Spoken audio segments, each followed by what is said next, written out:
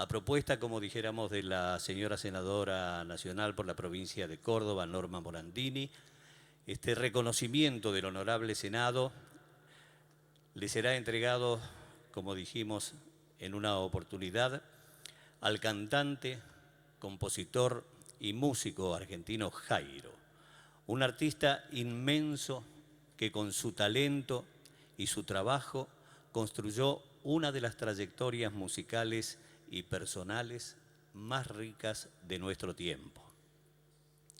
Hijo del norte cordobés, allí donde habitaban los indios comechingones, a quienes dicen los cordobeses le deben el humor. Nació en una ciudad ferroviaria cuyo nombre legendario, Cruz del Eje, simboliza la pacificación entre indios y cristianos. Pertenece a esa generación que nació después de la Segunda Guerra Mundial y la esperanza utópica de la Declaración Universal de los Derechos Humanos. Nació como Mario Rubén González, Marito, y a medida que fueron transcurriendo el canto, los concursos, el rock y los premios iniciales, aquel nombre fue tomando vuelo hasta transformarse en el bíblico Jairo. Cuando Borges le escuchó cantar, dijo: su voz es cristalina, su nombre debiera ser Jairo el Iluminado. En su biografía se mezclan la vocación, el esfuerzo, los estudios de canto y dibujo y un toque de fortuna que lo acompañó tanto en España como en Francia. Se presentó en el mítico Olimpia de París por 8 temporadas consecutivas.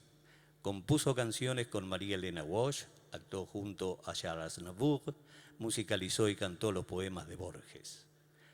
Astor Piazzolla y Horacio Ferrer lo eligieron como intérprete.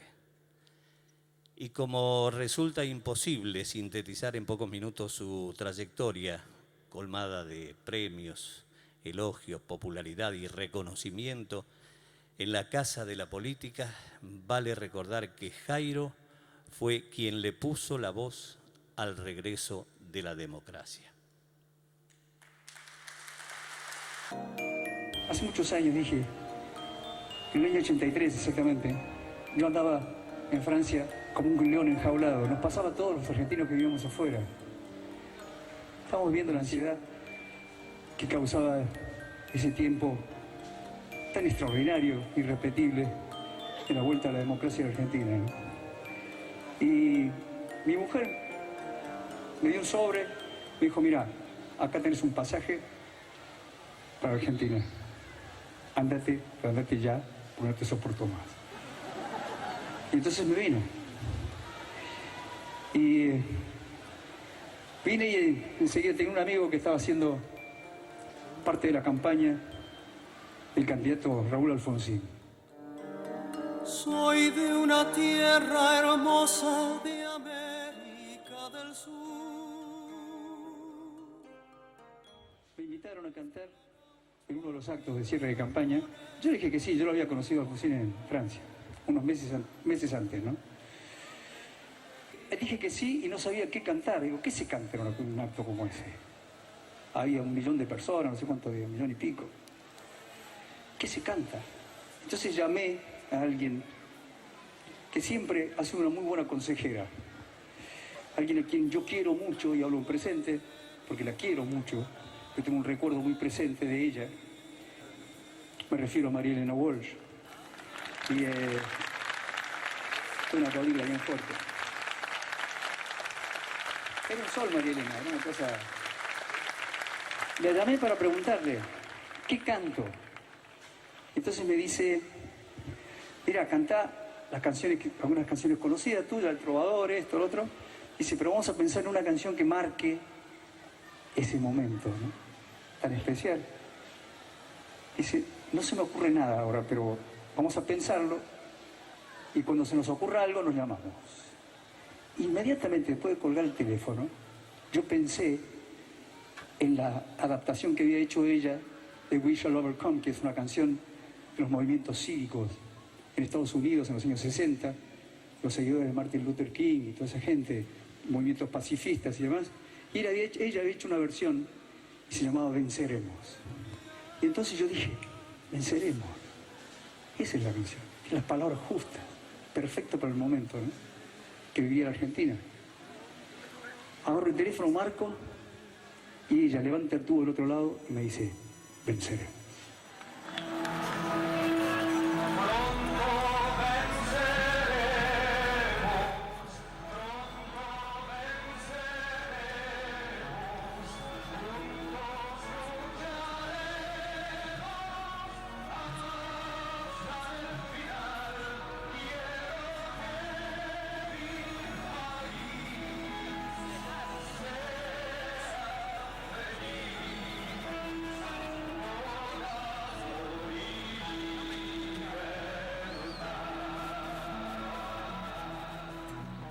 Solo con justicia, solo con justicia nos haremos dueños de la paz. Quiero que mi país sea feliz con amor y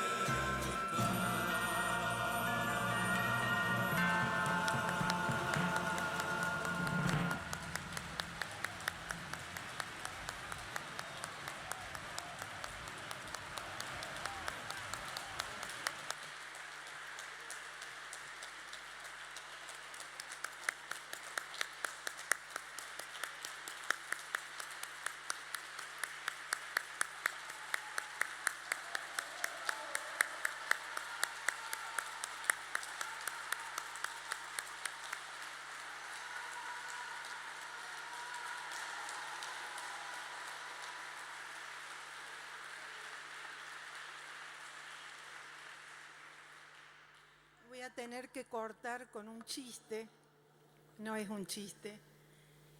Cuando pensaba, esta es la máxima distinción que da el Senado, la mención de honor Domingo Faustino Sarmiento. Yo he dado solo dos veces mención de honor a los jueces que condenaron a las juntas y ahora a Jairo. Y la verdad...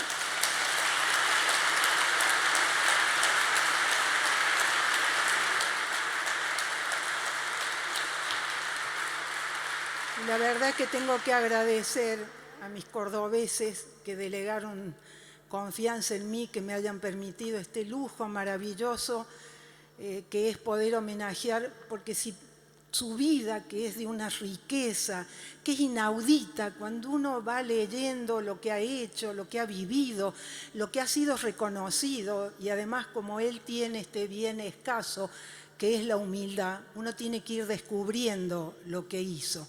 Pero si por todo eso él ya es merecedor de esta enorme distinción, creo que esta maravilla de que alguien, un artista que por todos nosotros haya dicho con esa fuerza, casi como una consigna, decir no tenemos miedo cuando estábamos muertos de miedo, cuando todavía el aliento de la dictadura lo sentíamos aquí, cuando todavía los Falcon estacionaban en la calle y los veíamos circular, cuando estábamos llenos de desconfianza que fue ese veneno que nos dejó la dictadura. Y hicimos esa reafirmación de gritar no tenemos miedo. Y también hicimos una reafirmación de esperanza que fue decir venceremos. Como el tiempo personal, el tiempo histórico nos hace dimensionar lo que en el momento no nos damos cuenta, la verdad que cuando yo he vuelto a ver estas imágenes, Ahí entendí todo lo que en su momento no entendimos. Había que decir, no tenemos miedo, y había que decir, venceremos. Tendríamos que preguntarnos qué tenemos que vencer si no es vencernos a nosotros mismos. Porque en esos momentos nadie le preguntaba al otro su identidad ni partidaria ni política. Nadie preguntaba, ¿sos peronista, sos radical, sos comunista, sos socialista? Éramos argentinos, reconocidos, identificados, emocionados por ese grito de esperanza y de libertad y de reafirmación que fue el venceremos y no tenemos miedo. 30 años después, yo creo que estamos en la hora de renovar esos votos. Votos no electorales, votos en el sentido del compromiso, en el sentido sagrado de la democracia. Yo vengo de esa parte de la historia que llegó a la democracia por la desdicha. Mi generación no creía en la democracia, creíamos en la revolución. Y fue el sacrificio de tantos de nuestra gente que a mí personalmente me hizo dimensionar el valor que tiene la democracia. Yo podría decir que me estoy dando también un gusto personal porque soy del pueblo vecino al pueblo de Jairo, de Cruz del Eje. Yo vengo de Anfunes. Puedo imaginar esa trayectoria porque pertenecemos a una misma generación, pero bueno, no es para hablar de lo que me pasó a mí, sino para dimensionar esto, lo que significan los artistas en la vida de los pueblos. Y sí me gusta imaginar que tanto Jairo como mi generación fuimos la generación de los derechos humanos.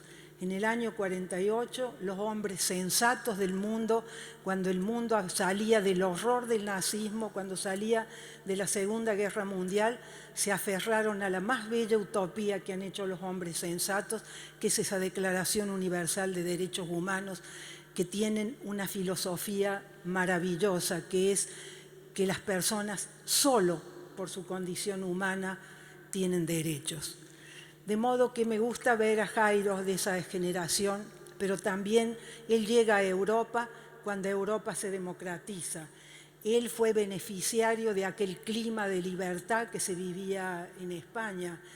Él vivió en Francia, es reconocido en Francia como uno más, como un artista que le puso voz a la libertad.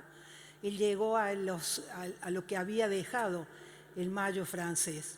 Si me permiten ser un poquito cínica, ellos pusieron la fiesta, nosotros pusimos el dolor. De modo que siempre seguimos con esta desmesura nuestra de siempre ser mejor que los mismos maestros, ¿no? Pero bueno, si la biografía de Jairo es tan luminosa, al punto de que Borges fue profético al decirle, usted tendría que llamarse Jairo el Iluminado, lo que él hizo es esto, iluminarnos, iluminar lo que teníamos y por eso, 30 años después, recordar las ansias de libertad y las ansias de vivir en democracia cuando ya el grito del nunca más suena tan bajito. Yo sé que no voy a tener para mí las palabras justas, que era lo que quería encontrar Jairo cuando con María Elena Walsh querían encontrar la palabra justa para ese momento irrepetible que vivía nuestro país. Y a mí me pasó eso, yo no tengo la palabra justa. Hoy otro cordobés, otro coterráneo nuestro, describía Leuco en la tarde, describía a Jairo con su ética y su estética, con tonada cordobés y alguna palabrita que me faltó que yo diría con encanto francés. Dijo lo mejor que podía decir de Jairo. Y hay mucho para decir de su integridad personal, de su vida familiar, de sus hijos que cada uno lo expresan, si es cierto lo que dice Freud, que los hijos son lo que hemos reprimido. Tiene hasta un hijo socialista que es concejal en Francia. Cada uno de ellos van a expresar después lo que significa para ellos esta distinción a su padre. Pero para no tomar más tiempo, yo decía que quería encontrar la palabra justa, la palabra bella que haga honor a esta ceremonia. Y hoy, cuando llegué a mi despacho, encontré también un objeto de arte que es un orgullo de los cordobeses, esas editoriales pequeñas que desde el interior están haciendo aportes de una enorme belleza. Y encontré un librito que tenía un sugestivo título, Música de sobrevivencia. Y como sucede siempre con los misteriosos actos de la inspiración o de la creación, son las palabras las que nos buscan, son las palabras las que vienen a hablar por nosotros. Y en ese librito encontré la etimología de la palabra conmover, movernos de lugar, pero en los límites de la belleza, poner en música eso que cae fuera del lenguaje. Solo la música puede decir lo que las palabras no dicen. Cuando la dictadura secuestró las palabras y nos enmudeció, solo la música, solo la belleza pudo decir lo que no podíamos. Y hoy, que tenemos la palabra contaminada, que a veces no nos nombra para unirnos, nos nombra para separarnos, nuevamente la música viene a poner ese exceso que las palabras no pueden nombrar. Y por eso no podrá escribirse, apenas tararearse. Pero no yo, que soy incapaz siquiera de cantar el himno por temor a desentonar. Jairo, gracias. Gracias.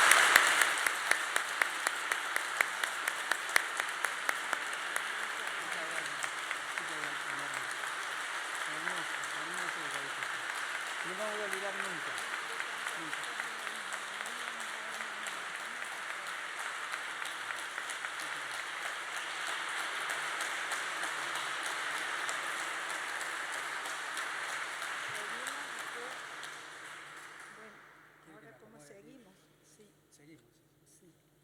Sí, cómo no.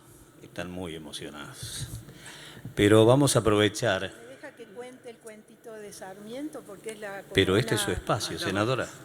Sí, lo de... No, que Galeano decía que la paradoja es la forma que toma la historia para burlarse de nosotros. Y qué paradoja que a un cordobés le demos el domingo Faustino Sarmiento, porque Sarmiento no nos quería nada.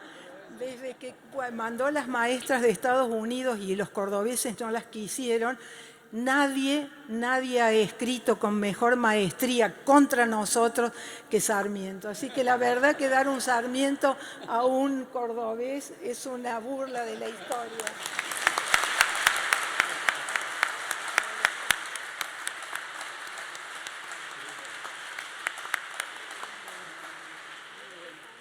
Si me permite, de acuerdo entonces a lo programado en este desarrollo, como Mario Rubén González todavía no va a hablar, vamos a invitarlo a que haga uso de la palabra el hijo de Jairo, Jaco González.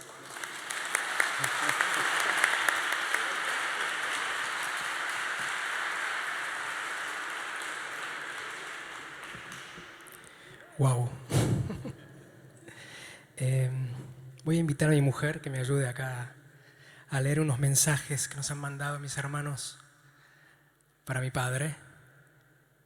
Me parecía que era una linda ocasión para que ellos también estén presentes. No querés estar solo acá, me parece. ¿Pero empezás vos? No, empezá vos, dale. ¿Por qué querés que empiece yo? Sabía que me lo iba a hacer. Bueno, la verdad que es un honor, es tremendo. Este es un mensaje de Iván, no son mis palabras y lo quería aclarar. Iván dice: mi padre se sentaba en la alfombra de nuestro salón con un plato de tostadas y un café con leche, cada domingo por la noche, y con una radio de alta frecuencia adivinaba, tras las interferencias, los comentarios de los partidos del día en Argentina. Rodeados por la mística futbolera, podría decirse que mi padre es un 10 bien plantado, que supo repartir juego a su alrededor. Y cuando me refiero a juego, estoy hablando de orgullo. El orgullo de ser argentino en el extranjero, con su música y su talento. Ese orgullo nos lo devuelven hoy ustedes al rendirle homenaje. Podría decirse también que es merecido, pero no buscado, ya que mi padre mantiene la humildad de sus orígenes. no tanto como un abanderamiento, pero sí como una posibilidad de cumplir sus sueños y vivir en ellos. En este premio está el reconocimiento del que nosotros, sus hijos, nunca dudamos, el de un ciudadano al servicio de su arte y de su patria, soñada, despotricada, discutida o defendida, pero siempre amada. Ese amor que nos inculcó y que hoy personalmente quisiera compartir con ustedes en este día en donde lo hacen tan feliz.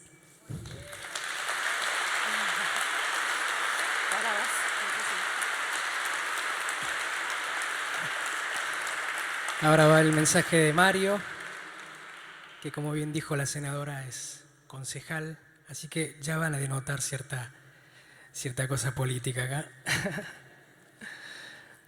A ver, mensaje de Mario. Papá, te van a entregar la mención de honor Domingo Sarmiento, quien defendió en la República Argentina la escuela libre y gratuita. Siempre te fascinó el privilegio y la emoción ligadas a la enseñanza, con el cual nuevos mundos o eternos mundos abren sus puertas e invaden nuestra mente y nuestra imaginación. Tu obra y tu carrera no son nada más y nada menos que la continuación de la obra de Sarmiento, porque eres un trovador que va de pueblo en pueblo, de país en país, transmitiendo con tus canciones no solo tu bella voz, no solo la cultura argentina, sino también las mismas emociones que uno vive al ir por primera vez a la escuela. Y eso lo haces con humildad, seriedad y devoción, como cualquier profesor enseñándole a sus alumnos el porqué de los cómo del mundo que nos rodea, como del que nos trasciende.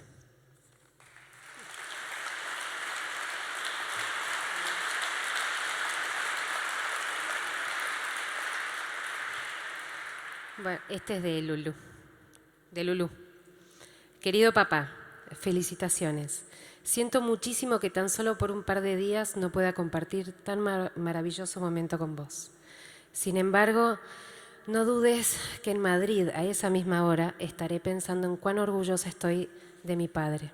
Tu pasión e ilusión por lo que haces son admirables y eso hace que tu trayectoria y tu talento sean hoy premiados. Te admiro, te quiero y es un honor para mí ser tu hija, no solo hoy, sino siempre. Te queremos, Lulú, Estefano y la manzanita.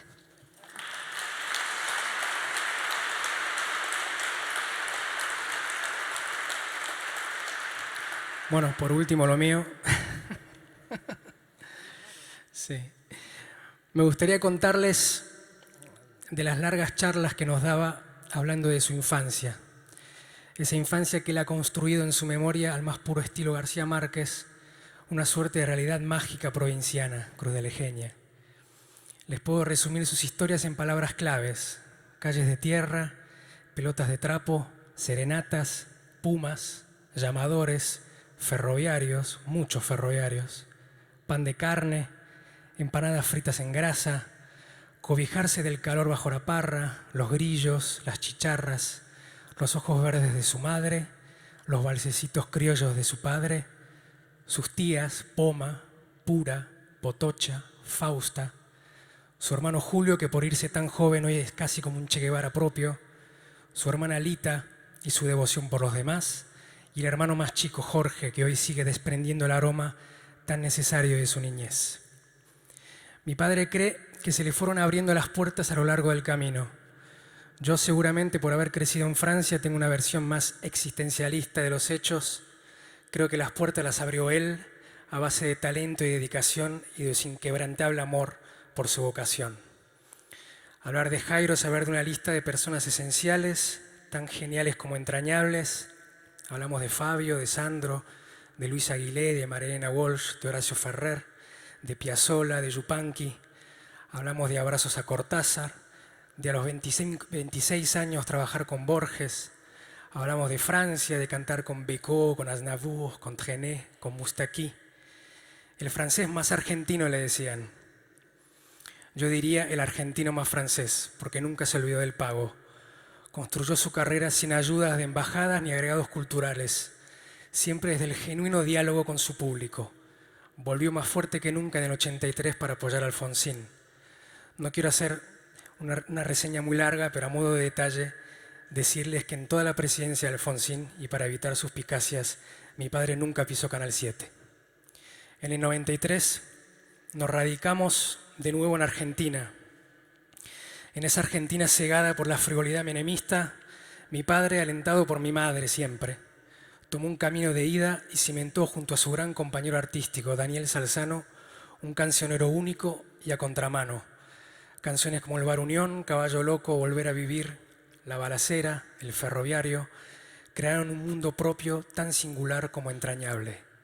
Un mundo que tanto tiene que ver con la infancia de la que les hablaba antes. Un país mágico. Gracias por esta mención. Gracias, Norma. Mi padre es un artista, su misión, creo, es la de transmitir emoción. Hoy, créanme, la emoción se la dieron todos ustedes. Muchas gracias.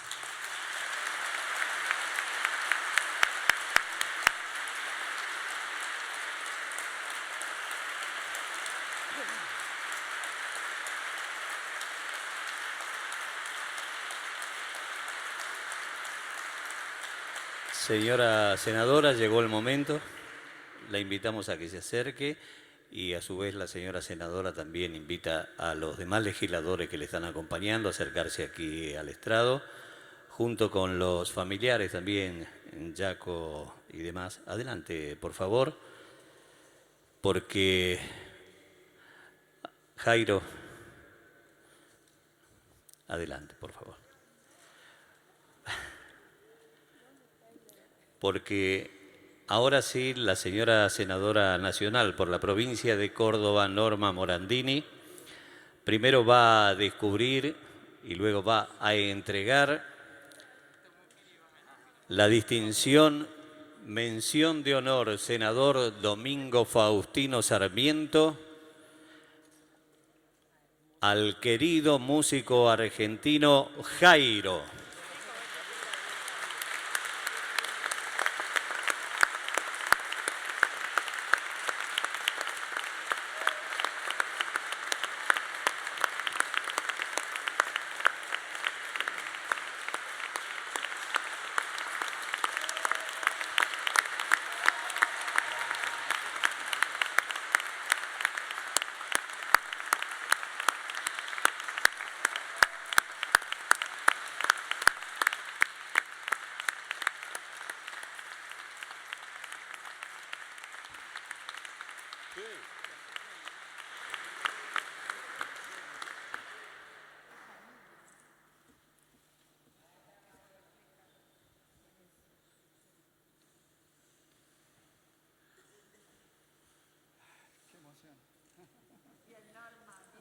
Inmediatamente entonces a esta entrega, a la máxima distinción que otorga el Honorable Senado de la Nación, sin ninguna duda todos aguardamos la palabra de Jairo.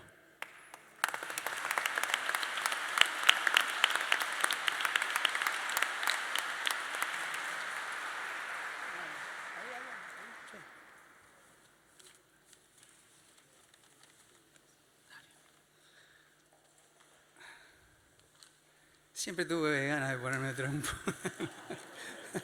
El micrófono para mí es algo distinto, ¿no? A veces pienso en Jean Sablon, que fue uno de los primeros crooners que hubo en la historia y que tenía familia en la Argentina y tuve la suerte de conocerlo ya muy mayor. Él debía tener más de 80 años cuando lo conocí en París y me hablaba de su familia en la Argentina y de sus visitas a Argentina cuando era niño y venía aquí a la provincia de Buenos Aires a visitar a sus tíos, que eran franceses. Y Jean Sablon fue el primer artista, el primer cantante que se desplazó en el escenario con un micrófono en la mano. O sea, tiene un mérito extraordinario. Hasta ese entonces los cantantes tenían un micrófono fijo o que colgaba o que estaba en un pie, como en este caso, y bueno, y se cantaba. Y se cantaba de la manera que se cantaba, ¿no? Un poco alejado del micrófono, los micrófonos no eran tan sofisticados como este. Y en realidad dependíamos mucho más de lo que hacíamos los artistas que de la parte técnica. Pero bueno, Sablon nos dio esa lección y hoy ese micrófono lo veo ahí solo y me lo imagino a él parado, ¿no? En el medio del escenario y yo aquí en este lugar que no me pertenece, bueno, del que me siento muy orgulloso, por supuesto, de estar aquí parado. Agradezco muchísimo a Norma Morandini, a la senadora Norma Morandini, Le agradezco mucho el haber pensado en mí, el solo hecho de haber pensado en mí para esta ceremonia, para esta mención, para entregarme esta mención. Yo destaco el hecho de que haya pensado en mí. Aunque haya pensado 2 minutos en mí, para mí es suficiente, porque tengo una gran admiración por ella, un gran respeto que viene desde el tiempo, digamos, de los sentimientos más nobles, de esos que uno recibía un artículo de ella y yo lo pasaba, se lo leía a algún amigo o a algún francés, se lo traducía, en fin, ese tipo de cosas, ese tipo de relación a la distancia, ese fenómeno que provoca la distancia, ¿no?, en las relaciones. Y ella no lo sabía, ¿no? Pero sí, yo estaba seguro que algún día nos íbamos a encontrar en situaciones diferentes, ¿no? Ella vivía la pena, el penoso exilio. Yo había elegido vivir en Europa desde el año 70. Me fui con mucha rabia, me acuerdo, de Argentina, porque hacía relativamente poco tiempo, que habían destituido del poder a Arturo Illia, ¿no? Illia, que es un personaje clave de mi manera de ver políticamente las cosas, porque cuando yo tenía 14 años no podía entender, quería buscar una explicación al hecho de que un señor mayor que vivía ahí nomás de mi casa, muy cerquita, y que de repente mi padre lo iba a buscar, o cualquiera que lo fue a buscar iba y atendía a cualquiera como médico. Arturo Illia hubiera sido elegido ese día en Cruz del Eje, que se transformó de repente en una ciudad de 200.000 habitantes. Él había sido elegido presidente de la República, ¿no? Un motivo de orgullo. Aquí tengo amigos de Cruz del Eje que se acuerdan muy bien de esa época seguramente. Y ese hecho, ¿no?, de ese pensamiento, digamos, que nos mostró como camino don Arturo, como le decíamos nosotros, queda, yo creo, muy claro en una anécdota muy breve. Un día estaba en mi casa, viviendo yo en Francia, y vine a Córdoba, y mi madre me cuidaba mucho. Mi madre cuidaba que no me despertaran, que no me molestaran, que me dejaran dormir, que descansara. En fin, ha venido de visita para estar con nosotros nada más. Mi madre no quería que me llevaran los amigos, eso por ningún lado, me quería tener con ella todo el tiempo, ¿no? Y una mañana llegó un amigo mío, Miguel Sormani, que era hijo de su padre, era senador, y Miguel me dice: che, está don Arturo acá en Cruz del Eje y te quiere ver. Y entonces dije: qué bueno, y salté de la cama, claro. Está don Arturo, vamos. Y estaba con un amigo mío español, me acuerdo, y nos fuimos, mi hermano Jorge, que vivía en Cruz del Eje, Miguel Sormani y este amigo español. Y ahí estaba don Arturo en su casa, estaba solo, completamente solo, y quería invitarme a desayunar. Quería hablar conmigo, en realidad quería preguntarme cómo me iba, si estaba contento de cómo me iba la vida, si estaba contento de haber tomado la decisión de irme a vivir lejos, cómo era mi vida lejos, cómo estaba con mi familia, en fin, intereses, la cosa cotidiana, el interés por alguien a quien se tiene sentimentalmente muy cerca, aunque no lo conozca, ¿no?, personalmente. Y esa es la sensación que me transmitió. Entonces, en esa época, me acuerdo, yo había editado un disco con poemas de Jorge Luis Borges. Y entonces ese disco tenía 2 o 3 canciones que estaban prohibidas de difusión, no se podían pasar por la radio. Y en Mar del Plata me acababan de mostrar un ejemplar del disco. Ya estaba la dictadura, acababa de entrar la dictadura hacía poco. Y me mostraron un ejemplar del disco rayado con un objeto punzante, no sé, un clavo, no sé lo que sería, en la discoteca de una radio de Mar del Plata, de radio LB16, creo, de Mar del Plata. El tipo de la discoteca vino y supo que yo estaba ahí y me trajo el ejemplar del disco para mostrármelo. Era como ver un cadáver. Para mí era eso, la sensación de ver un cadáver, porque era algo muy querido por mí. Yo había disfrutado mucho con la elaboración de ese trabajo, porque me había permitido conocer al que yo considero que es el punto más alto de la cultura argentina, que es Jorge Luis Borges, y haberlo conocido personalmente, que él tuviera la gentileza de invitarme a su casa, de charlar sobre el proyecto, me acompañó a lugares para hablar del proyecto. O sea, se tomó el interés de acompañar y de seguir la idea de un joven de 25, 26 años, ¿no? Entonces, cuando estábamos con Arturo y Lía ahí sentados en la mesa desayunando, me acuerdo, yo le dije, usted sabe, ¿cómo van tus cosas? Entonces le conté lo del disco y lo del disco rayado. Y entonces él, me escuchaba y yo le dije, ¿y se da cuenta? Le digo, Arturo, la verdad, yo no soy un cantante de protesta, le dije, no soy un cantante de andar protestando y no sé qué, bla, bla, bla. Y él, sin levantar la vista, levantó el café así y me dijo, y aunque lo fueras. O sea que, en 3 palabras, me dio una lección que yo nunca olvidé, que nunca olvidaré, aquel hombre tan sabio, tan extraordinario y tan humilde y tan amable y tan querible a la vez, ¿no? Severo cuando tenía que ser severo, amable cuando tenía que serlo, en fin, siempre. Y luego quería agradecerte, Norma, por permitirme juntar todos esos recuerdos, porque todo eso me viene ahora a la mente viéndolos a ustedes. Te agradezco tus palabras. Le repito, voy a hacer una infidencia. Le voy a decir a ustedes lo que le dije. Le dije, Norma, no me voy a olvidar nunca lo que dijiste. Para mí son palabras inolvidables. Se van a ir conmigo siempre, van a ir conmigo siempre a todas partes. Todo lo que se dice, lo que se pueda decir sobre mí, las palabras que ha leído Jaco de los mensajes de mis hijos, que por supuesto han sido una total sorpresa para mí, los reconozco a cada uno en su mensaje. Reconozco la escritura, reconozco la manera de pensar, la manera de ver las cosas, de enfocar las cosas, porque yo los tengo muy presentes, están conmigo siempre. En ese caso la distancia opera de otra manera. Es decir, ellos están permanentemente conmigo porque están en mi pensamiento, en mi corazón, los llevo conmigo siempre. Es un honor estar acá, en este lugar. Es un orgullo muy grande y quiero decirte algo sobre Domingo Faustino Sarmiento. Quiero decirte que de alguna manera,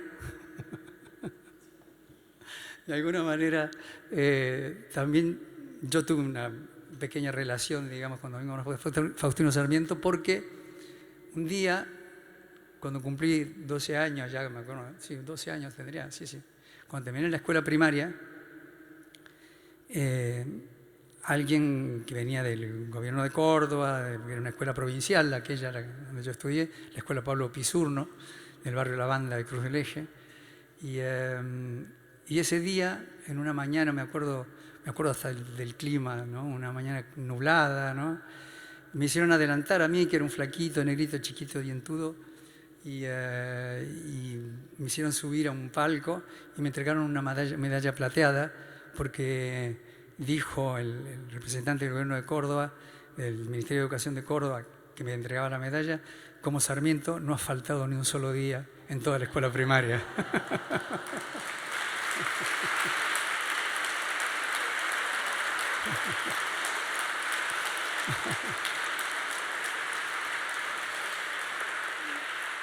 Quiero agregar que en realidad yo no falté porque las maestras incidieron mucho en la cosa. Ellas tuvieron mucho que ver, porque yo era el chiquito que canta en la escuela. Yo me convertí desde el primer año que me escuchó la maestra de música, la señorita Betty, si me acuerdo, como si fuera hoy, que era muy alta y caminaba muy desgarbada así, y tocaba muy bien el piano y estaba enamorada de Ariel Ramírez. Y de eso me acuerdo siempre. Y entonces, me acuerdo, me hizo cantar en el coro desde el primer año. Ella vio que tenía condiciones, ¿no? Decía, bueno, canta afinado. Yo supongo que era por eso que cantaba afinado. Y me puso en el coro. Yo desaparecía en el coro porque todos los demás chicos eran más grandes que yo. Era chiquitito. Y ese mismo año me incluyeron en el acto de fin de curso, de fin de año, y canté una canción como cantante solista. Es decir, que fue la primera vez que subí a un escenario, fue en un acto escolar. Y subí al palco ese, que en ese momento yo creo que era el Olympia de París o el Carnegie Hall. Es decir, todos los escenarios se parecen en realidad, porque el artista lo vive con la misma angustia, el hecho de entrar en ese espacio en el que todo es posible. En un escenario todo es posible. A veces uno se esconde, yo muchas veces les pido, me gusta mucho cantar en los teatros, sobre todo porque hay lugares, espacios, conos de sombra, busco lugares donde esconder un poco mi timidez, que luego, bueno, cuando empiezas a cantar, ya te olvidas un poco de todo y ya está, ¿no? Pero quiero decir, aquel palco era en realidad un gran escenario, ¿no? Y desde entonces me convertí en el chiquito que canta. Lo que me valió ser abanderado, el abanderado más joven de la escuela. Evidentemente no era por mi calidad académica de estudiante, no, sino porque cantaba y le salvaba las papeletas a las maestras en todos los fines de las fiestas escolares. Incluso me pedían prestado de las otras escuelas. Me pedían prestado de otras escuelas, de escuelas privadas, de escuelas monjas, de Cruz del Eje. Y ahí cantaba un par de canciones. O qué sé yo, las escuelas secundarias también, ¿no? Yo era chiquitito, iba y cantaba, era el chiquito que canta. Entonces, eso me valió también el celo de muchas madres, que hicieron todo un movimiento de protesta cuando me nombraron abanderado. Porque en realidad era muy injusto, tenían razón las madres, ¿no? Había chicas que habían hecho mucho más mérito que yo para ser abanderado en lo que debía ser, ¿no? Es decir, en sus estudios, su capacidad para los estudios y demás. Sin embargo, bueno, son privilegios que da a veces el arte en la Argentina, la música sobre todo, la música popular. A los argentinos nos gusta cantar, es una de nuestras características, y por lo general cantamos bastante mal. Es cierto, cantamos bastante mal, pero ponemos mucho empeño. O sea, ponemos en la cosa mucho corazón, mucho sentimiento. Uno escucha cantar individualmente las hinchadas de fútbol, por ejemplo. En las hinchadas de fútbol, así cuando escuchas como una especie de coral gigantesca y pegando gritos, más o menos suena una cosa homogénea, pero eso, te vas pasando por la tribuna y es tremendo lo mal que se canta. Pero no saben cantar, y ya lo ve, y ya lo ve. No, ellos y ya lo ve, y ya lo ve. Hacen cosas. Yo lo he podido comprobar eso. Y siempre me ha divertido eso, me ha gustado mucho. Por ese afán que tenemos la gente del interior de juntarnos en los patios y de cantar. Yo aprendí mucho en los patios porque mi padre tocaba la guitarra muy humildemente, se acompañaba con la guitarra, digamos, y que cantaba mejor era otro tío, un tío mío, un hermano de él. Y cantaban tangos, rancheras, y había una familia de turcos, de vecinos, tenemos de vecinos de familia de turcos, que venían en escaleras, así, eran como 12 hijos, ¿no? Y se asomaban a la tapia, ¿no? Y cuando empezaba la música, veía todas las cabecitas de los turcos así, arriba de la tapia, mirando y escuchando, ¿no? Y entonces cuando un día yo me animé y empecé a cantar, ya no me pude librar más de eso. Es decir, que en las reuniones ya mi tío decía, no, que cante él, ¿no? Y ya tuve que cantar siempre yo. Y me fui muy joven. Una de las cosas de las que hubiera cambiado probablemente las cosas que hice es haberme ido tan joven de mi casa, porque eso que se adquiere ahí en el nido, ¿no? Familiar a esa edad, ¿no? Eso no lo encontrás en ninguna otra parte, ¿no? Y cuando lo encontré un poco a destiempo. Es decir, tengo una relación con mis padres de privilegio, por supuesto, muy fluida, maravillosa. Mis padres fueron dos personas que nunca me influenciaron, nunca intentaron influir en mí para que hiciera, para que cantara. Es decir, mi padre nunca quiso ser mi representante o ese tipo de cosas, ¿no? Para nada. Ellos lo que sí tenían, y eso lo agradeceré siempre, toda mi vida, una gran confianza en lo que yo hacía.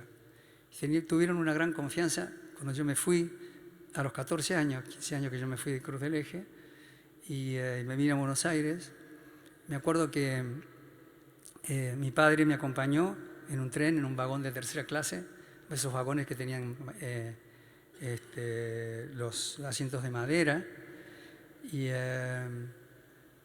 recuerdo esos días pasados en Buenos Aires, yo descubría Buenos Aires, es decir, llegaba por primera vez. Y recuerdo sobre todo cuando mi padre se fue, porque yo no volví a vivir nunca más en mi casa, no volví a vivir con ellos.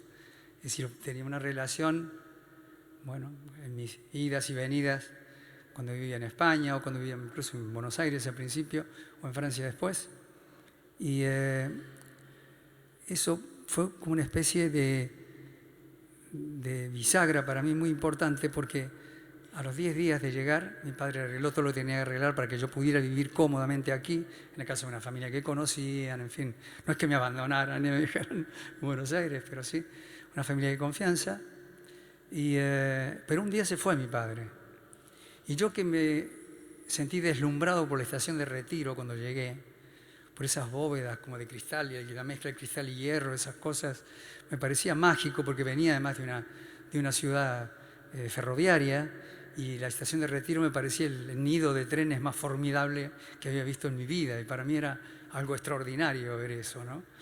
Lo tengo en la memoria, conservo la imagen esa, ¿no? Y conservo la imagen de mi padre yéndose, ¿no?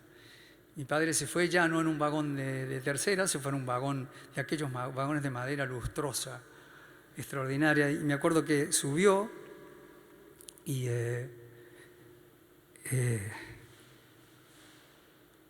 había vaho en la estación, había mucha humedad, esa cosa, ¿no? Y en la ventanilla donde estaba él sentado, se acomodó y yo lo miraba arriba, porque eran trenes altos, los vagones eran muy altos. Yo era chiquito. Y me acuerdo que no me podía hablar porque yo no lo podía escuchar, ¿no? Entonces, en el vidrio de la ventanilla, en el vaho, dibujó un círculo, mi padre. Y lo cerró el círculo.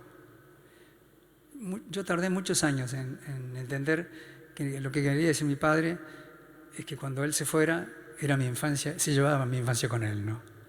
Y que yo me quedaba en Buenos Aires y tenía que vivir mi propia vida. Y ellos, si de algo estoy orgulloso, es del orgullo de ellos por la vida que conseguí a partir de las puertas que se me fueron abriendo, a pesar de que él dice que era yo el que las abría. Yo creo que soy una persona, un artista que ha tenido mucha suerte, una gran ayuda de la fortuna, y que las puertas se iban abriendo sin que yo me diera mucha cuenta, porque quiero decir que no me lo he preguntado tampoco, no he buscado demasiado la explicación a esas cosas, porque en el arte, sobre todo en la música, ese tipo de cosas se disfrutan, ¿no? Y nada más, y ya está. Y yo, desde que empecé a cantar aquella vez en la escuela primaria, desde que me dieron la medalla Sarmiento, por ser el Sarmiento de la escuela Pablo Pisurno, desde entonces hasta ahora, quiero decir que yo he sido una persona, no sé si, que no creo habérmelo ganado de ninguna manera, pero sí he sido una persona absolutamente feliz. Así que yo te agradezco muchísimo, Norma. Vos sabés que para mí este es un momento muy importante. Yo creo que de los más importantes, fíjate vos, porque es un momento muy especial de mi vida también. Yo sigo con el mismo entusiasmo, ya no me refiero a la parte profesional, pero en la parte personal, digamos, en el aspecto personal, es un momento muy especial. Uno ve las cosas hacia atrás y no sé, y las ve a lo mejor de una manera distinta. El hecho de vivir en la Argentina después de haber vivido tantos años afuera, de eso sabés vos mucho, ¿no? Pero para mí era muy importante llegar a la Argentina. Muchas veces me preguntan, ¿por qué volviste? La pregunta me la han hecho muchas veces y me la siguen haciendo. O sea, la pregunta vendría a ser, ¿por qué vos, que ya estabas allá, te volviste? Esa es la pregunta en realidad, ¿no? Y es muy difícil explicarle a la gente por qué uno vuelve a su lugar de origen, ¿no? Y que lo hace con un regocijo, y lo hace con alegría y con ilusión, y sobre todo con la esperanza, ¿sabes? La esperanza. La esperanza de hacer algo parecido a lo que había hecho ahí en tu propio lugar, ¿no? Que la gente que es como vos, con la que has crecido y demás, te vea hacer esas cosas y que les guste también, ¿no? Y para mí fue como empezar, no de 0, digamos, pero empecé de 10 en adelante. Después ya me fui acomodando. Y mis hijos, y con esto voy a terminar, mis hijos que han escrito lo que han escrito, estos mensajes que me han conmovido mucho. Lo de conmover me ha gustado mucho también, lo de la palabra conmover, porque es labor de artista, ¿no es cierto? Eso de recibir una cosa y devolverla cambiada y llegar a conmover a la gente es muy lindo. Mis hijos, decía, ellos me acompañaron en mi deseo de volver a la Argentina. El regocijo de la vuelta era mío, porque todos los demás no eran de acá. Mi mujer es española, mis hijos nacieron en Madrid, 3 y 1 en París, crecieron ahí, estudiaron ahí, es decir, hicieron sus estudios, sus afectos, sus amigos y demás, están ahí, siguen siéndolo. Y ellos, yo me he dado cuenta, nunca se los he dicho, pero no creo estar muy lejos de la verdad si digo que ellos vinieron conmigo a la Argentina para acompañarme. Es decir, para que yo cumpliera con mi deseo. La prueba de eso que tengo más fehaciente es que 3 de ellos se volvieron. Él se quedó aquí porque formó su vida personal aquí, su matrimonio, sus hijos. Pero quiero decir con eso que lo que ellos sienten por la Argentina es lo que yo les he transmitido por la Argentina, como así sienten mucho por España, que es lo que les ha transmitido su madre. Y si ellos tienen, como dicen últimamente, como una frase hecha, eso de la cabeza bien amueblada, es más, creo, mérito de su madre que mía. Norma, muchas gracias. Nunca me voy a olvidar de este momento, nunca, nunca. Y espero que nos veamos muy seguido. Muchas gracias.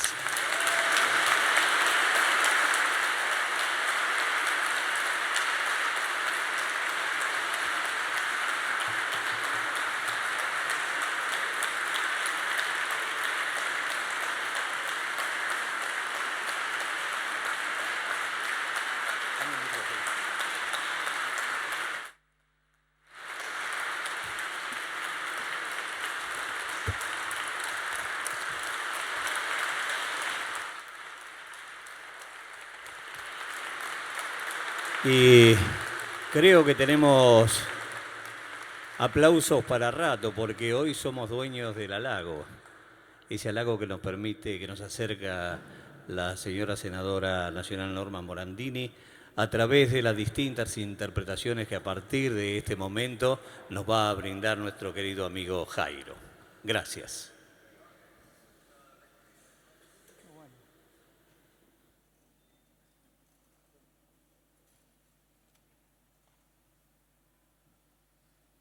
Bueno, quiero decirles que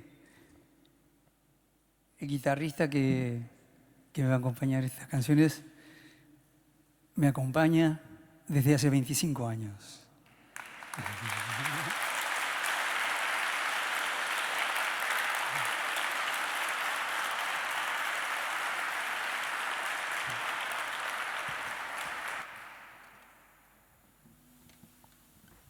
Una cosa que me había olvidado, bueno, después les cuento. A ver, vamos a ver. Una canción de alguien por quien yo profeso una amistad, una admiración ilimitada por Atahualpa Yupanqui. Una de sus canciones preferidas, creo, es esta.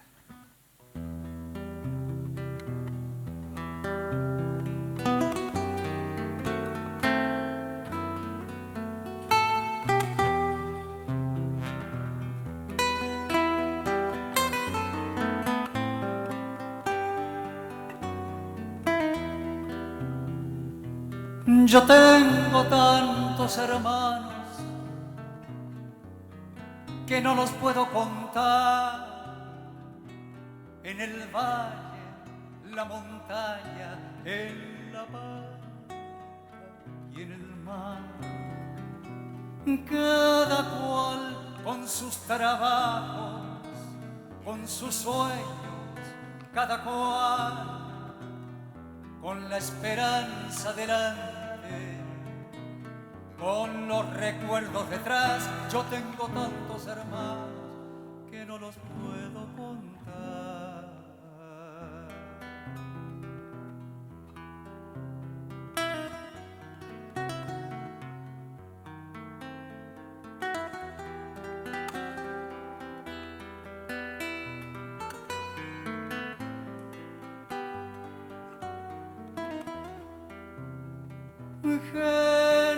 té de mano caliente, por eso de la amistad, con un rezo para rezarlo, con un lloro para llorar, con un horizonte abierto que siempre está más allá, y esa fuerza para buscarlo con tesón y voluntad.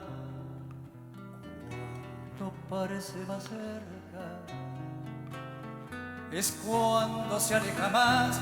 Yo tengo tantos hermanos que no los puedo contar.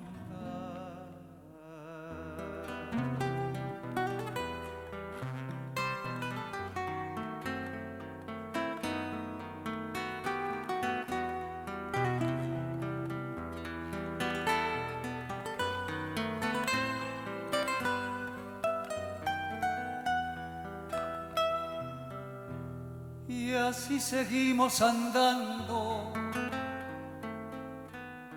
curtidos de soledad. Nos perdemos por el mundo, nos volvemos a encontrar. Y así nos reconocemos por el lejano mirar, y en las coplas que mordemos semillas de inmensidad. Y así seguimos andando, curtidos de soledad, y en nosotros nuestros muertos, pa' que nadie quede atrás. Yo tengo tantos hermanos que no los puedo contar, y una novia muy hermosa que se llama Libertad.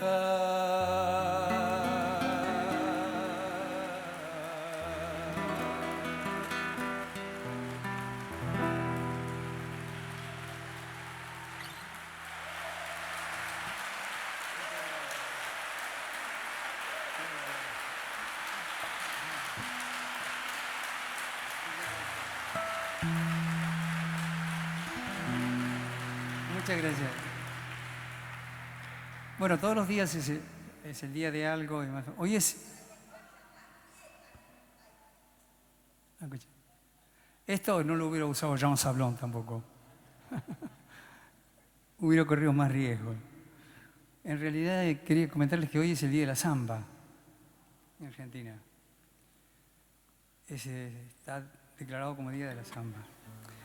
Y cuando yo llegué a España, el folclore argentino era muy popular. Yo diría que por única vez el folclore argentino era más popular que el tango en España.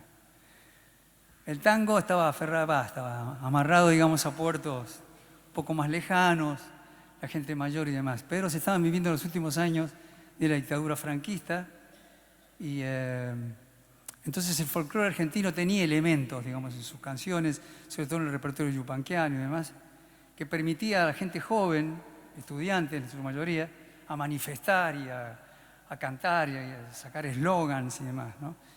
Entonces, lo que más me llamaba la atención es que el que lideraba todo ese movimiento del folclore argentino, popularidad del folclore argentino, era Jorge Cafrune. Y la canción más popular de ese momento del folclore argentino en España era una samba. Y no es de extrañar entonces que por lo que estaban viviendo en ese momento los españoles, fuera esa la canción elegida como la más popular, porque la samba era la samba de la esperanza. Y ahora les voy a cantar otra samba de Yupanqui, una canción muy bonita, muy hermosa, de Atahualpa Yupanqui también, que se llama La Pobrecita, que pertenece a una de a esa serie de zambas tucumanas que escribió Donata, como le decían, que escribió él en sus periplos por ahí, por los por las montañas tucumanas y demás, ¿no? Tiene imágenes muy hermosas. Cuando quiera.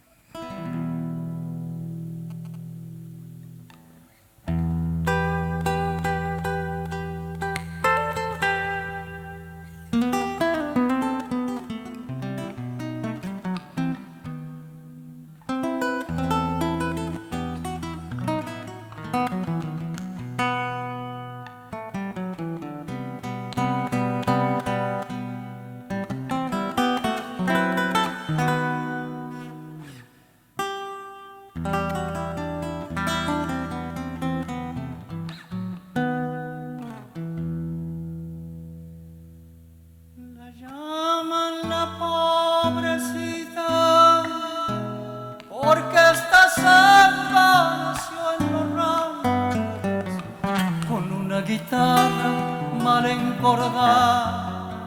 La cantan siempre los tucumanos con una guitarra mal encordada. La cantan siempre los tucumanos.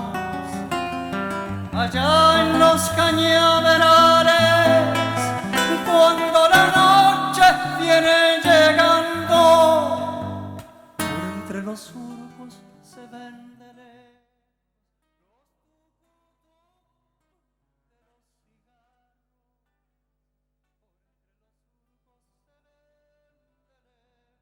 los tucutucu de los cigarros.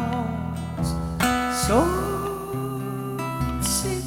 del camino, lunita de mis pagos, en la pobrecita samba del surco cantan sus penas los tucumanos.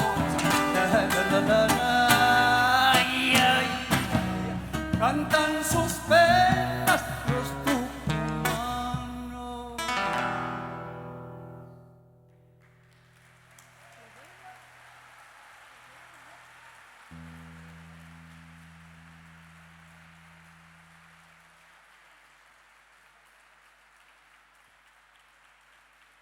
Muchas gracias.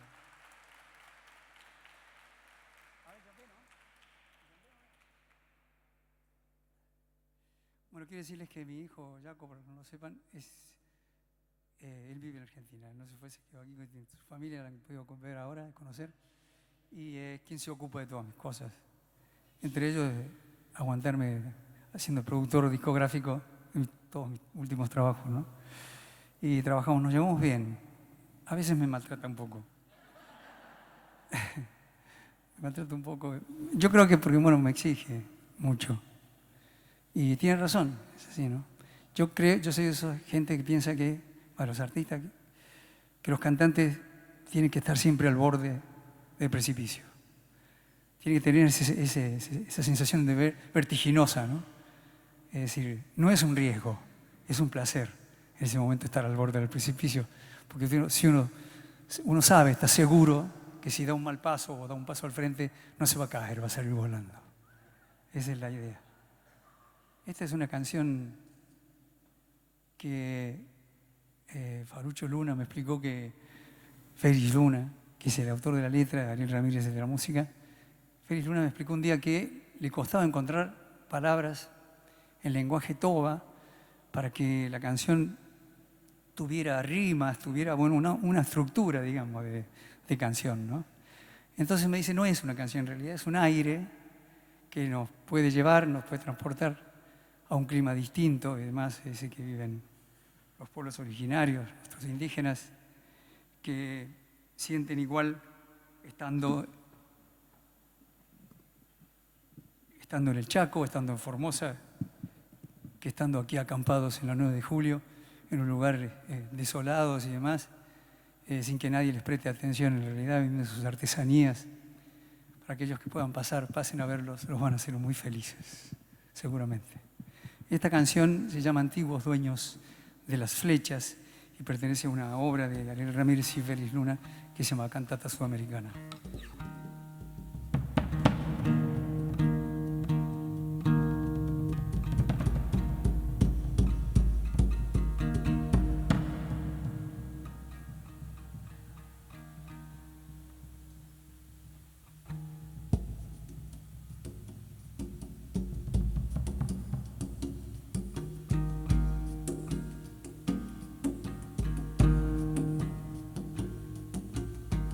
Indio Toba,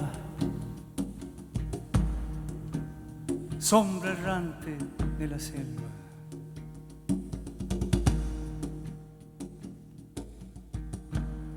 Pobre Toba, reducido, dueño antiguo de las flechas. Indio Toba ya viniendo de la cangaya, Kitiripiagatera, Capasu, Chagara, Ibaikuruta, Penaya, Pirane, Sampopo, Matara, Wakara, Pinalta, Matara, Wakara, Pinalta, Matara, Wakara, Pinalta, Matara, Wakara, Pinalta. Indio Toba no llorando aquel tiempo feliz, Pilcomayos y Bermejos llorando por mí. Campamento de mi raza, la América es de mi raza, de Yaguaré. Y de la América es de la América es toma dueño como antes del bagre y la miel, cazador de la charata, la onza, el tatú, coba rey de Yarará, Guasucuyo, Guara, el guaramba ya es mío. Otra vez, otra vez, otra vez, otra vez, otra vez, otra vez.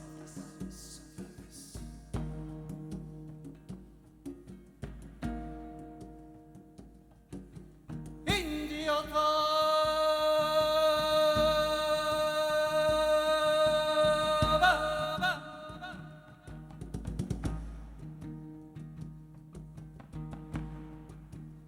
el guasuncho las corzuelas, la nobleza del quebracho, todo es tú y las estrellas.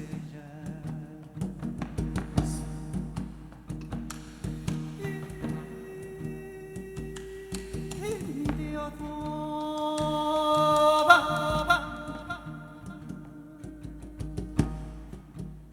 ya se han ido tus caciques, tus hermanos chirimuanos, adipones, mocovíes, sombra de copta y nueto.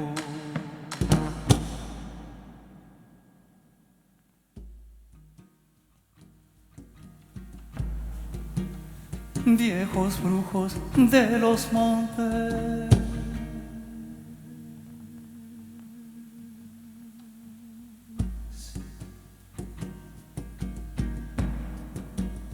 no abandonen a sus hijos.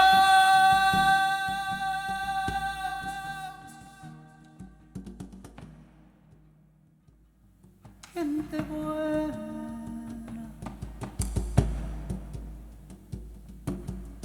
gente pobre. Indio Toba ya viniendo de la cangaya, Kitiripiagatera, Caguazú, Charara, Ibaikuruta, Penaya, Pirane, Sampu, Matara, Wakara, Pinalta, Matara, Wakara, Pinalta, Matara, Wakara, Pinalta, Matara, Wakara, Pinalta. Indio Toba no llorando aquel tiempo feliz, Pilcomayos y Bermejos llorando por mí. Campamento de mi raza, la América es de mi raza, de Yaguaré. Y de la América es de la América es toma dueño como antes del bagre y la miel, cazador de la charata, la onza, el tatú, coba rey de Yarará, Guasucuyo, Guara, el guaramba ya es mío. Otra vez, otra vez, otra vez, otra vez, otra vez, otra vez.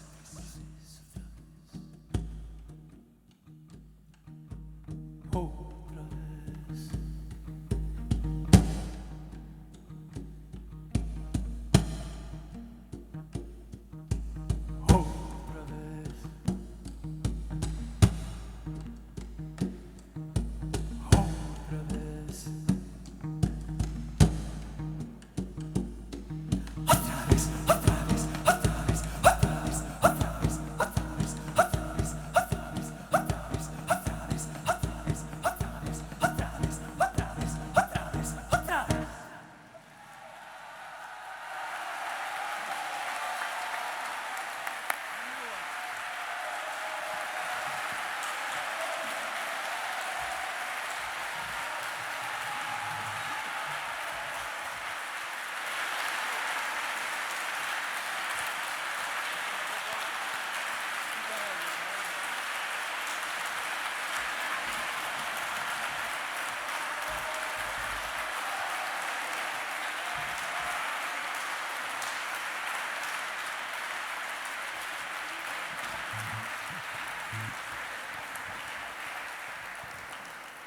Muchas gracias. Bueno, nos vamos a despedir entonces, no sin antes agradecer nuevamente a Norma y por supuesto la presencia de todos ustedes, ¿no? Me llevo sus caras, ¿eh? Tengo una memoria fotográfica tremenda. Gracias por venir, veo muchas caras amigas, gente que hace mucho tiempo que no veía, toda gente querida. Mi querido amigo Víctor Cañardo es a quien me refería cuando en la filmación de Venceremos decía que tenía un amigo en Buenos Aires que hacía parte de la campaña de Raúl Alfonsín. Aquí está Víctor.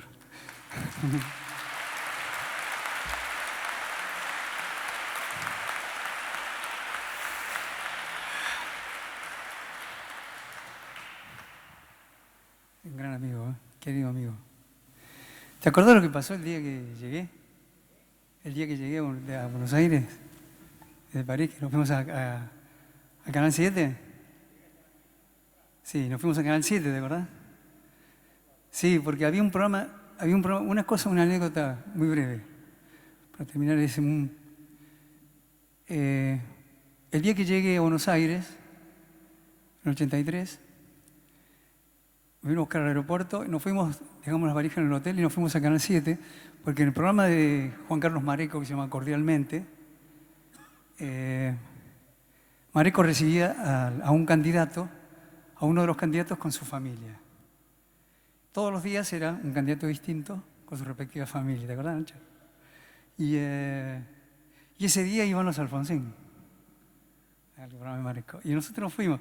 Era un mundo de gente, era una multitud la que había. Era Alfonsín y finales de campaña, imagínense. Era ese fervor que se vivía en esos días, que por supuesto por las circunstancias y demás, son días irrepetibles, ¿no? Son días inolvidables e irrepetibles, porque lo que se vivía ahí, el fervor, bueno, era la recuperación de la libertad, nada más ni nada menos, ¿no? Esa era la palabra clave, la palabra libertad. Y entonces, me acuerdo que había tanta gente que con él y con otros amigos decidimos irnos al bar del canal, a esperar. Porque el estudio estaba lleno de gente. Y ahí estaba Alfonsín, su familia y Mareco hablando, ¿eh? Dijo, vamos a esperarlo ahí, a lo mejor podemos saludarlo al final, a Raúl Alfonsín cuando salga, qué sé yo. Bueno, estábamos tomando un café y vino a buscarnos, ¿cómo se llama el periodista? Horacio de Dios, que hacía esa parte del programa, digamos, la parte política, digamos, del programa, ¿no? Y de repente viene y me agarró así, me levantó y me dice, Jairo, vení conmigo. Y me fue llevando entre la gente, abriéndose paso, y me metió en el estudio. Pero no en el estudio solamente, me metió en cámara.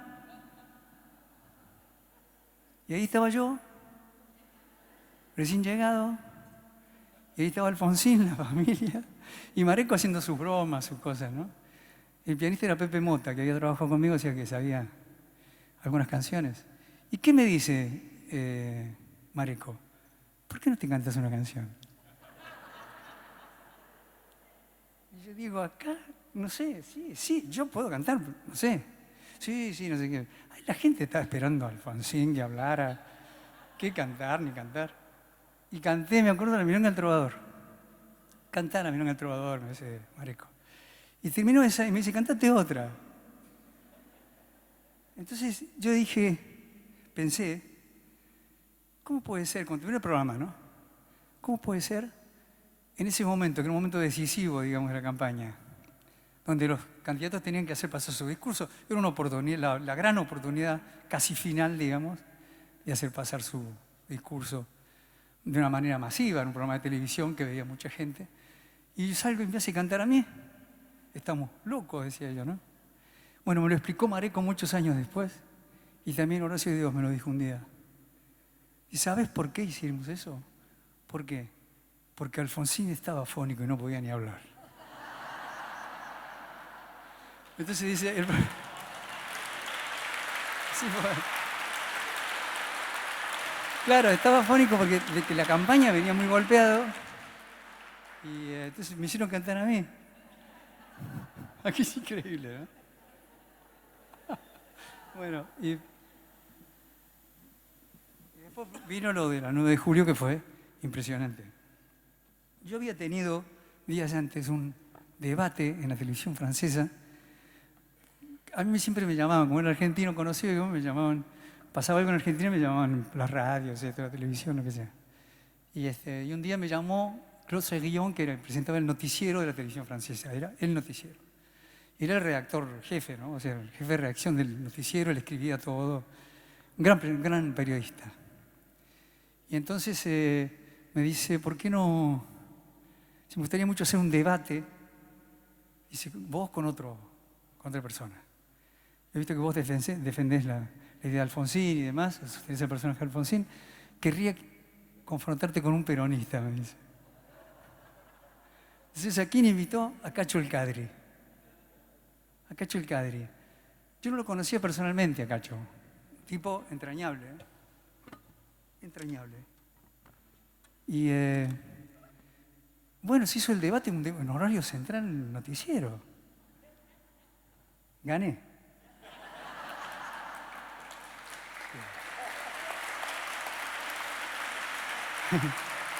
Me dice, me acuerdo que en la calle la gente me decía, vous avez raison, ¿no? Me dice, tiene razón usted, tenía razón usted. Pero ¿saben por qué gané? Porque tuve la sensación de que gané por las reacciones de los cámaras, todo eso. Por una razón muy simple, porque yo hablaba bien francés. Nada más que por eso. Porque luego en las ideas, no sé si yo hubiera podido confrontar con él, ¿no? Pero bueno, hablaba mejor el idioma y por él le soltaba unas frases tremendas. Una frase que lo puso muy mal, que me dijo, eso es un insulto al pueblo argentino. Ay, se armó, ¿no? Se le salió en castellano, así que él estaba muy nervioso. Y dije, estoy ganando. Bueno, recuerdo para Cacho que era el Cadri, que era una persona excelente y que murió, estaba filmando algo en la montaña y él sabía que estaba muy enfermo del corazón. Le era desaconsejado que fuera y fue igual, nada más que por la pasión de filmar algo, ¿no? Una persona muy entrañable, nos hicimos muy amigos después. Bueno, les voy a cantar para que recordemos ese momento de una manera distinta, claro. Para mí sigue pasando en mí con el mismo fervor. Esta canción que escuchamos antes. Y es cierto la anécdota de María Elena, eso de llamar por teléfono, fue así.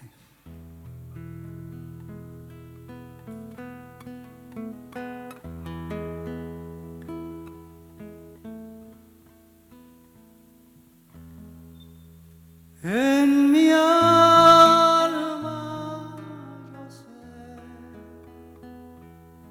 con honda fe que pronto venceremos,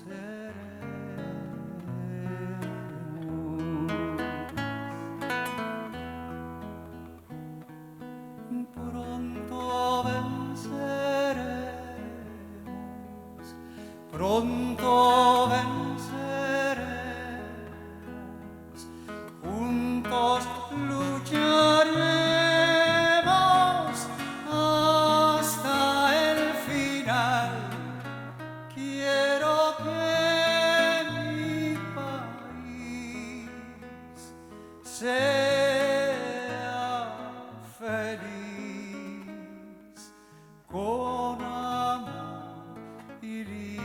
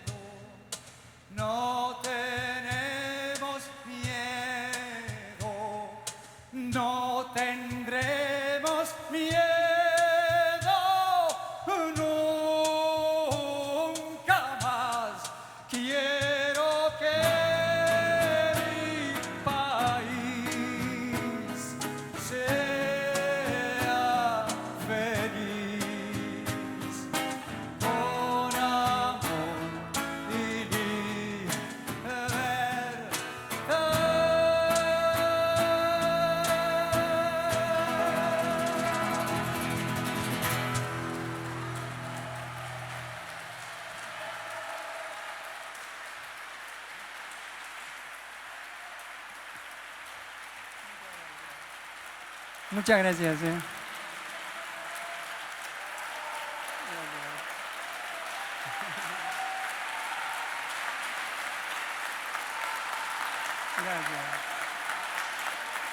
Ha sido un honor para mí, un honor.